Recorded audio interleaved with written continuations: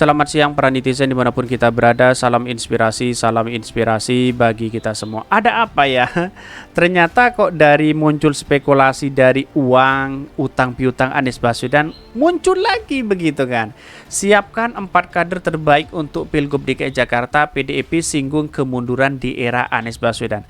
Kenapa semuanya itu tertuju kepada Anies Baswedan begitu? Dibully, didiskreditkan, kemudian bully habis-habisan oleh para cebong dan basar begitu kan. Bahkan ya Anies Baswedan dianggap bekerja tidak becus. Kalau Anies bekerja tidak becus, ngapain dikritik setiap hari begitu kan? Ya inilah yang kemudian menjadi terpenting, siapa yang prestasi, siapa yang tidak. Rekam jejak itu ada sampai kapanpun begitu kan. Biar publik yang menilai ini semua begitu. Kira-kira seperti itu. Tapi mari kita baca komentar-komentar terlebih dahulu ya, seperti ini. Ini komentar-komentar netizen, hanya PDIP dan PSI yang sebut DKI alami kemunduran di era Anies Baswedan. Betul begitu. Kenapa ya PDIP selalu mengkritik Anies Baswedan begitu kan? Ya, karena di satu sisi kepanikan oleh rezim hari ini ya tentu Anies Baswedan itu menjadi penghalang begitu kan. Penghalang dalam artian ya seolah-olah ya kekuasaan itu bagaimana caranya akan berkuasa lagi begitu kan. Kita butuh pernyataan tapi kenyataan. Tak butuh ya, kita tidak butuh pernyataan tapi kenyataan. Betul, Anies Baswedan sudah melakukan itu begitu kan. Bahkan ya banyak sekali yang mengkritik mereka begitu. Jadi apa yang sebenarnya terjadi ya, padahal apa yang dilakukan Anies Baswedan sangat luar biasa begitu kan. Tidak ada bandingannya dengan kepala daerah lain yang punya segudang prestasi seperti Anies Baswedan. Saya katakan itu begitu kan. Indikator mundur itu apa? PDIP dan PSI punya data pembanding nggak?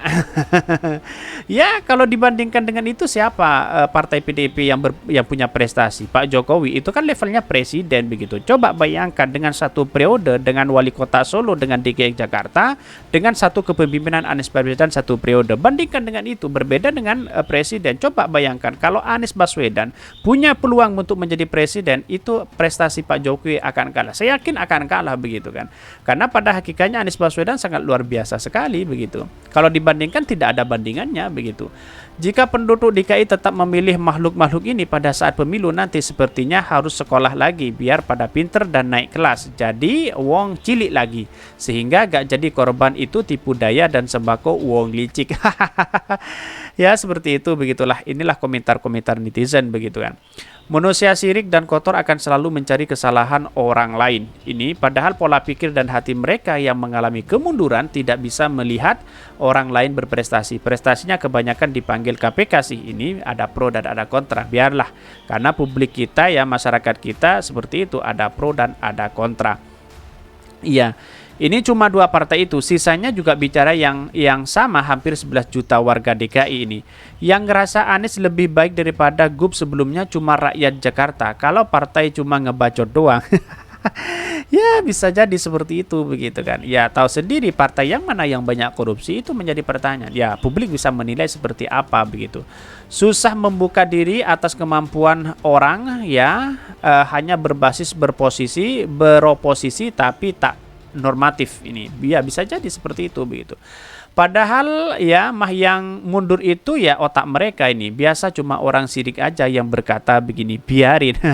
Ya rekam jejak itu sampai kapanpun ada. Apalagi Pak Anies Baswedan punya rekam jejak yang baik begitu kan, membangun DKI Jakarta, punya prestasi yang luar biasa begitu kan, dibandingkan dengan yang lain. Apa prestasi hari ini dari PSI ya, dari PSI dan PDIP begitu kan. Pak Ganjar, apa prestasinya Pak Ganjar? Sudah terbukti bahwa ya anggota dari kader PDIP sendiri mengatakan apa prestasi Pak Ganjar kan begitu. Jadi mestinya ini warga Jakarta jangan pilih lagi kedua partai ini. Ya bisa jadi terserah, karena inilah publik yang menilai itu sendiri begitu. Tetapi mari kita baca terlebih dahulu beritanya seperti ini. Ini beritanya, siapkan 4 kader terbaik untuk Pilgub DKI Jakarta, PDIP singgung kemunduran di era Anies Baswedan. Dikutip dari fajar.co.id, Sekretaris DPP PDIP DKI Jakarta Gembong Warsono menyatakan bahwa partainya tengah mendiskusikan kader-kader internal yang akan maju di pemilihan gubernur Pilgub DKI Jakarta 2024. Bukankah itu Ahok atau dengan Pak Jarod begitu kan? Karena dia ingin ngebut lagi untuk menjadi calon calon gubernur DKI begitu kan. Bagaimana dengan Gibran, masih banyak begitu kan. Menurutnya terdapat 4 kader yang sudah dipersiapkan, salah satunya adalah anak Presiden Joko Widodo sekaligus Wali Kota Solo, Gibran Rakabuming. Pemilihan kader PDIP yang dianggap layak maju dalam Pilgub DKI ini, kata Gembong, didasarkan pada keberhasilan kader itu dalam memimpin suatu daerah. Selain Gibran, ada juga mantan Wali Kota Surabaya, Tri Risma hari ini, mantan Wali Kota Semarang, Hendra Prihadi, dan mantan Bupati Banyuwangi, Azwar Anas. Apa prestasinya? Itu kan yang seharusnya dipertanyakan begitu kan. Ya, bagi demokrasi sah-sah aja untuk mengusung si A, si B, dan si C begitu kan. Tetapi kalau tidak punya kapasitas untuk membangun bangsa ya seperti itu, ngapain juga begitu kan. Kan begitu logika kita begitu kan. Hingga sejauh ini ia mengaku bahwa pihaknya juga memikirkan akan mengusung nama di luar partainya untuk maju dalam Pilgub DKI Jakarta. Pasalnya, tugas partai baginya adalah partai mencetak calon pemimpin. Tugas partai mencetak calon pemimpin, kewajiban kita menghadirkan hasil dari rekrutmen yang dilakukan oleh partai. Tegas Ketua Fraksi PDP DPRD DKI itu. Kemudian itu munculnya berbagai pimpinan supaya fungsi partai betul-betul efektif. Bahkan sebelumnya ya, PDIP Perjuangan mengaku belum memikirkan siapa yang akan diusung pada Pilkada 2024. Namun Sekretaris Jenderal PDIP Hasto Kristianto menyatakan bahwa pihaknya tengah merancang gagasan masa depan DKI Jakarta. PDIP belum bicara calon karena Pilkada DKI Jakarta masih lama, harus melewati pemilihan anggota pemilu legislatif dan presiden terlebih dahulu. Dan bahkan banyak seperti Gibran, terus kemudian yang lain begitu kan, calon-calon untuk mendampingi untuk mencalon gubernur DKI Jakarta, tapi pasti ada lawan dari itu begitu. Pilkada serentak masih 2024 setelah Pileg dan Pilpres, katanya dalam keterangannya. Bahkan PDIP ya tengah merancang gagasan untuk masa depan DKI Jakarta. Sebab menurut Hasto setelah ditinggal oleh Joko Widodo, Basuki Cahayapurnama dan Jarod Saiful Hidayat, DKI mengalami kemunduran. Di mana letak logikanya kok berbicara seperti itu begitu kan? Ya, itulah kalau dia mengkritik dengan rasa kebencian, ya seperti itu begitu kan. Pada hakikatnya kalau ingin mengkritik Anies Baswedan bukan rasa kebencian, ya seperti itu. Kalau ingin mengkritik Anies Baswedan, lihat data, lihat prestasinya seperti apa begitu kan. Kok seenaknya sendiri yang mengatakan bahwa DKI mengalami kemunduran di era Anies Baswedan, kok begitu mengatakan seperti itu? Di mana letak logikanya begitu kan? Untuk itu tengah disiapkan gagasan untuk mempercepat pembangunan Jakarta. Ya, seperti menteri-menteri yang lain dari partai PDIP kan juga banyak yang korupsi begitu kan. Di mana letak logikanya ini si Gembong ini kan?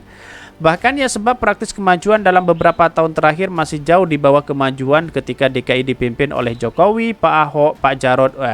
Ya yang namanya kecap itu tidak ada nomor 2, pasti nomor 1 begitu kan. Kira-kira seperti itu logika kita begitu kan. Yang disanjung itu pasti ya kader-kader PDIP karena dia kader PDIP begitu. Lantas bagaimana? Coba bandingkan dengan publik hari ini begitu kan. Prestasi Anies Baswedan dengan Ahok, Jarod, terus kemudian dengan Pak Jokowi begitu kan, dengan satu periode di mana begitu kan. Itu kan melangkah saya menurut saya pribadi apa yang dilakukan si kader PDIP ini ya menurut saya pribadi salah begitu kan. Dalam artian dia kan seolah-olah mempromosikan diri pribadi dan kader-kadernya begitu kan. Dia tidak memberikan apresiasi sekali. Seperti inilah contoh nilai-nilai demokrasi yang mengalami kemunduran besar, tidak mengapresiasi karya orang begitu kan. Walaupun tidak punya prestasi apa-apa diapresiasi. Di mana letak logikanya kan orang akan berpikiran seperti itu. Kira-kira seperti itu begitu. Mungkin itu yang kami sampaikan. Tonton terus channel Hodari Podcast Rakyat ini karena ada berita-berita menarik dan viral setiap harinya. Salam para netizen, salam inspirasi bagi kita semua. Jangan lupa di subscribe channel YouTube Hodari Podcast Rakyat ini.